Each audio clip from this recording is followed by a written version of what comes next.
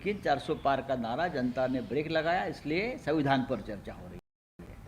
गेल्या 3 आठवड्यामध्ये गोंधळ पाहायला मिळाला। चौथा आठवडा आहे, शेवटचा आठवडा आहे अधिवेशनाचा। आज खरं तर कार्यसूचीमध्ये होतं वन नेशन वन इलेक्शन मांडलं जाईल, पण अचानकपणे लोकसभा सचिवालयानं तो मुद्दाच काढून टाकलाय। आज मांडलं जाणार नाही विधेयक। नाही, हे सोपं नाही आहे। हे विधेयक मांडणं, चर्चेला आणणं इतकं सोपं नाही आहे।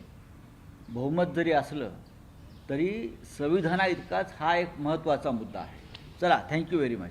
सर, परभणीमध्ये ज्या घटना घडत आहेत, काल ज्या पद्धतीने संतोष सूर्यवंशी नावाच्या एका व्यक्तीचा पोलीस कोठडीमध्ये मृत्यू झाला, कसं बघताय या घटनेचं? पोलिसांच्या कारवाईवरून प्रश्नचिन्ह उपस्थित केलं। सोमनाथ सूर्यवंशी असं त्या भीमसैनिकाचं नाव आहे। न्यायालयीन कोठडीमध्ये असताना त्याचा मृत्यू झाला। त्याचा जो लढाई होती ती चुकीची मार्ग चुकीचा जरी असला तरी परभणीच्या चौकामध्ये संविधानाच्या पुस्तकावर जो हल्ला झाला त्याच्यामुळे संविधान वाचवण्यासाठी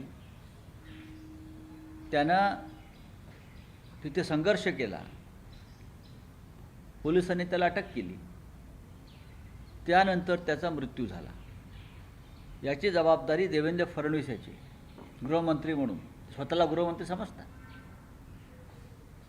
अशा या तरुण कार्यकर्त्याच्या मृत्यूवरून परभणी आणि महाराष्ट्रामध्ये आंबेडकरी चळवळीचे कार्यकर्ते आक्रमक होणं हे स्वाभाविक आहे, पण त्यांनी शांतता बाळगली पाहिजे।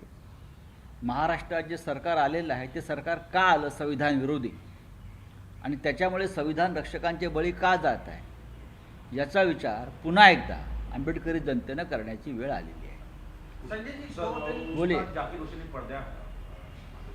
बघा, झाकीर हुसेन यांचं जाणं ह्या देशाची नव्हे तर जगाच्या संगीत आणि कला क्षेत्राची जबरदस्त हानी आहे। लता मंगेशकर यांच्या निधनानंतर या देशाला बसलेला हा दुसरा धक्का आहे। उस्तादजींचा चेहरा ही घराघरात आणि मनामनात पोचलेला चेहरा होता। आमच्या हृदयात त्यांना स्थान होतं, आणि आज त्यांचं निधन देशाच्या बाहेर झालं। त्यांचं जाण्याचं वय नव्हतं। त्यांनी आमचं कान आणि मन कायम तृप्त केलं।